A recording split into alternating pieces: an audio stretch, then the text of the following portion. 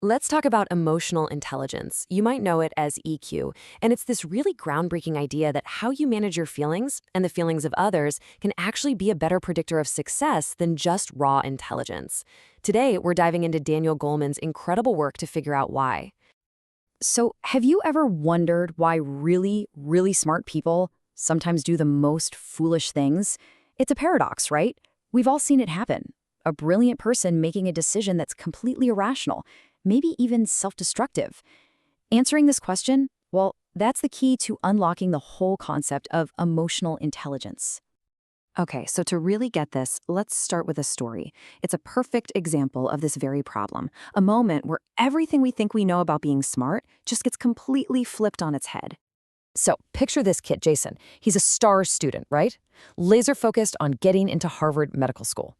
His record was spotless, just a wall of A's, until his physics teacher gave him a B on a quiz. An 80. Now, for Jason, this wasn't just a grade. It felt like a crack in the entire foundation of his future. The next day, Jason walks into the physics lab, confronts his teacher, and stabs him. I know, it's shocking. How does a student with a 4.6 GPA, someone we'd all call brilliant, resort to something so violent and irrational over a single grade? Well, the answer is actually deep inside all of our brains. To really unpack what happened with Jason, you gotta understand something fundamental about all of us. We don't just have one mind, we have two. There's the mind that thinks, and then there's the mind that feels. And, this isn't some newfangled idea. The humanist Erasmus wrote about this centuries ago. He basically said that passion outweighs reason by something like 24-1. He saw it as this constant battle inside of us, and passion usually has the upper hand. So these two minds of ours, they operate in totally different ways. You've got the rational mind, that's the one we're conscious of. It's slow, it's careful, it's logical. But then you have the emotional mind, and it is fast, it's impulsive, and it is incredibly powerful. Now, most of the time, they work together pretty well. But when those big emotions surge, that's when the emotional mind can just completely take over. And that is what Goleman calls an emotional hijacking. It's that moment when your feelings just totally flood your brain and you can't think straight. For Jason, that fear and fury over the B grade hijacked his rational mind. As he later said, "I just went bananas. My head just exploded." Yep, that's a hijacking. Okay, so if our emotions can be that destructive, what do we do? Just get rid of them? No, not at all. The solution isn't about getting rid of emotion, it's about getting smart with our emotions. And that, right there, is the heart of emotional intelligence, or EQ. Aristotle was talking about this more than 2,000 years ago. He put it perfectly. This quote, it's not just about anger. It's about the skill of understanding and managing all your emotions so they actually work for you instead of against you. So the big takeaway here is that this isn't about your logical brain crushing your emotional one. That's the old way of thinking. The new idea is all about finding an intelligent balance. It's about getting your head and your heart to work together in harmony. And here's the best part. EQ isn't some magical talent you're either born with or you're not. Nope. It's actually a set of 5 real concrete skills that anyone can learn and get better at. So let's break them down. First up, the absolute foundation, self-awareness. This is simply knowing what you're feeling as you're feeling it. It's the ability to kind of step outside yourself for a second and go, okay, I'm feeling really angry right now, instead of just being lost in the anger. Okay, so once you're aware of the feeling, what's next? That brings us to skill number 2, self-regulation. Can you manage that emotion? This is all about handling your feelings in a healthy way. Controlling those impulses and calming yourself down when you're upset.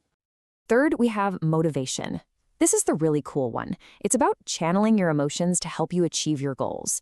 It's what helps you put off that immediate reward for a bigger one later, and it's what gets you into that amazing state of flow where you're just totally locked in and performing at your best. Number 4 is empathy. And this one flows right from self-awareness. It makes sense, right? If you can understand your own emotions, you're way better at spotting them in other people. It's about reading the room, picking up on those nonverbal cues. This is the fundamental people skill. And that leads us to the final piece of the puzzle, social skill. This is where all the other skills come together. It's the art of handling relationships well. It's about managing emotions in other people, being persuasive, and just navigating complex social situations with grace. So, let's recap. We've got self-awareness, self-regulation, motivation, empathy, and social skill. These 5 things, they're the building blocks of emotional intelligence. And as we're about to see, they make a massive difference in the real world. All right, so we know what EQ is, but what does it actually do? How does this play out in real life? Well, the impact of EQ is huge, and there's some really compelling proof that it can actually predict success and happiness way better than your standard IQ score. Okay, check this out. There was this amazing study that followed 95 students from Harvard's class of the 1940s. They tracked these guys for decades to see, how their lives actually turned out. And what they found was just stunning. By the time these guys reached middle age, the ones with the highest test scores, the ones with the highest IQs, they weren't any more successful. Not in salary, not in productivity, not even in their personal happiness, compared to the guys who scored lower. Raw brainpower alone just wasn't the key to a successful life. Something else was going on. So what is that something else? What does it look like in the real world?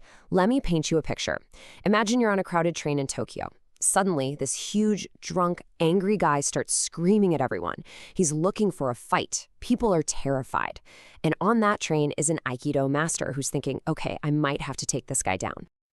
But before he can make a move, this tiny, elderly man steps up, and instead of using force, he just starts talking to the drunk guy with this huge smile on his face. He's asking him warmly about the sake he's been drinking. He used empathy, he used social skill, and he completely disarmed the situation. He connected with the man's pain and turned all that rage into a moment of connection. I mean, wow, that is masterful EQ. And this brings us to the most important, most powerful message of all. Unlike IQ, which pretty much solidifies when we're teenagers, emotional intelligence is not set in stone. Temperament is not destiny. These skills, they can be learned. They can be improved at any point in our lives. We can literally reshape our emotional habits. So that leaves us with one last question.